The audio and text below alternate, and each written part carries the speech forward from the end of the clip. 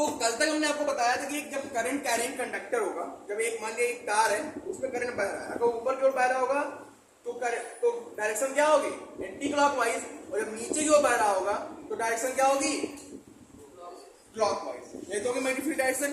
अच्छा, मैंने बताया था ना आपको कि जब भी कोई वायर में करंट बहेगा तो उसके चारों ओर क्या आ जाएगा,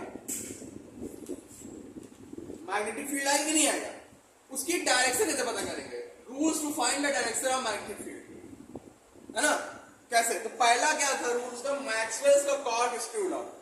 ग्लेन मैक्सवेल नहीं, ठीक है, ये मैक्सवेल दूसरे थे, मैक्सवेल कॉर्क स्क्रू लॉ।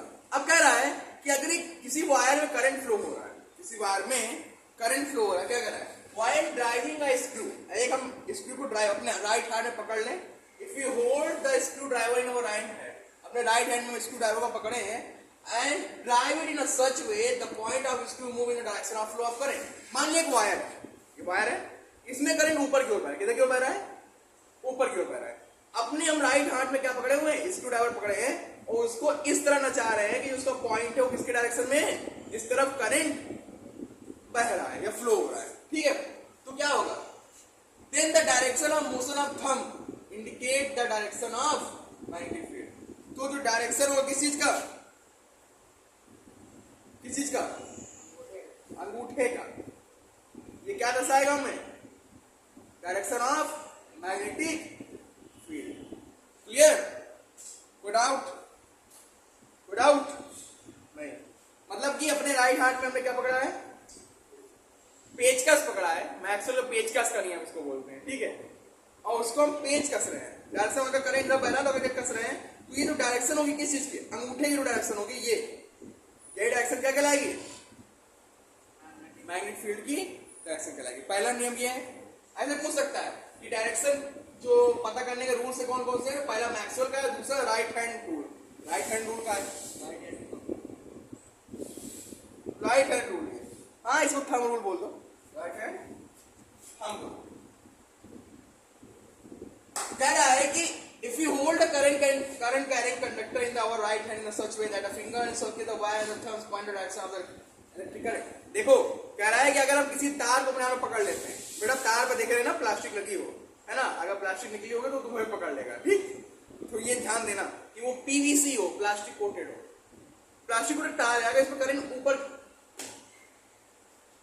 ऊपर की ओर बह रहा है, क्या हो रहा है, ऊपर की ओर बह रहा है, और इसको मैं ऐसे पकड़ लिया, तो ये जो अंगूठा है ये किसकी डायरेक्शन में होगा, करंट की डायरेक्शन में होगा। तो ये जो उंगलियां हैं जिस तरह हमने पकड़ रखा है इसको, ये किसकी डायरेक्शन को शो करेगी, मैग्नेटिक फील्ड की डायरेक्शन को शो करेगी।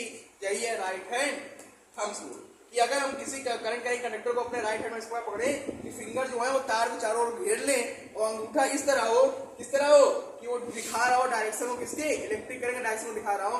तो जो उंगलियां हैं जो कि इन सर्किल हैं वो क्या दिखाएंगे आपको, मैग्नेटिक फील्ड की डायरेक्शन को शो करेंगे। क्लियर, कोई डाउट नहीं, ओके नोट इट डाउन, फिर आगे पढ़ाते हैं, ठीक है। तो हम आएंगे अब मैग्नीट्यूड ऑफ मैग्नेटिक फील्ड पे। कैसे पता करो कितना मैग्नीट्यूड है इसका, कैसे पता करोगे। अच्छा मैं बताया जितना करंट किसी कंडक्टर में फ्लो होगा उतना ही ज्यादा उसका मैग्नेटिक फील्ड होगा कि नहीं होगा। कैसे पता करेंगे, इसके पास हमने एक कंपास रख दिया, क्या रख दिया, कंपास रख दिया, ठीक है। जो अच्छा कंपास जितना नजदीक आएगा उतना का डिफ्लेक्शन होगा, क्यों डिफ्लेक्शन होगा, क्योंकि जितना नजदीक होगा उतना मैग्नेटिक फील्ड के निकट आएगा, पास आएगा, पास आएगा तो डिफ्लेक्शन में उतना ही ज्यादा होगा इसमें, ठीक है। तो इसलिए क्या कर रहे हैं कि if the current is increase the conductor, अगर कंडक्टर में करंट को इंक्रीज कर दिया गया तो जो मैग्नेटिक फील्ड है वो भी बढ़ जाएगा, ठीक, मतलब कि बी प्रोपोर्शनल आई। और दूसरा क्या है, अगर डिस्टेंस आर, कंपास के डिस्टेंस को हमने बढ़ा दिया, अब ये नजदीक आएगा तो डिफ्लेक्शन ज्यादा होगा ना इसमें, क्यों, क्योंकि मैग्नेटिक फील्ड के निकट आ गया, डिफ्लेक्शन हो रहा है। अब दूर रख दो तो डिफ्लेक्शन हो पाएगा, क्यों, क्योंकि मैग्नेटिक फील्ड क्या हो गया, वो दूर हो गया।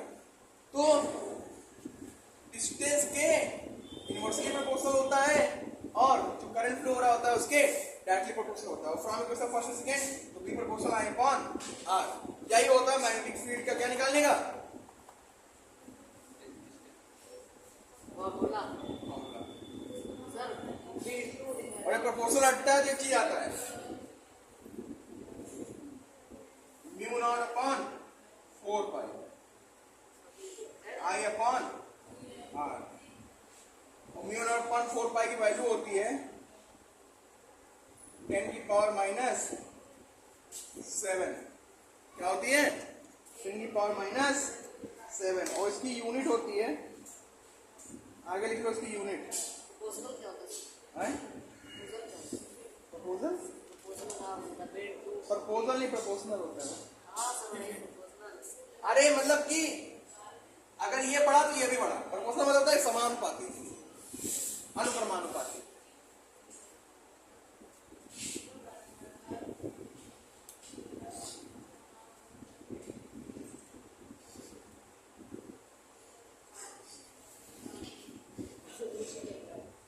नोट करो भाई इसे।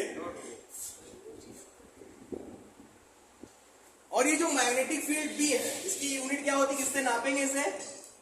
इसको नापते हैं टेस्ला से, क्योंकि टेस्ला वैज्ञानिक ने इसके बारे में बताया था, इसलिए इसको किससे नापेंगे हम? टेस्ला से। ठीक है, आगे लिखो टेस्ला। क्या लिखोगे? टेस्ला। अभी पूछेगा 1 टेस्ला किसके बराबर होता है। ठीक है, 1 टेस्ला किसके बराबर होता है, इसे नोट कर लो, फिर आगे बढ़ाते हैं।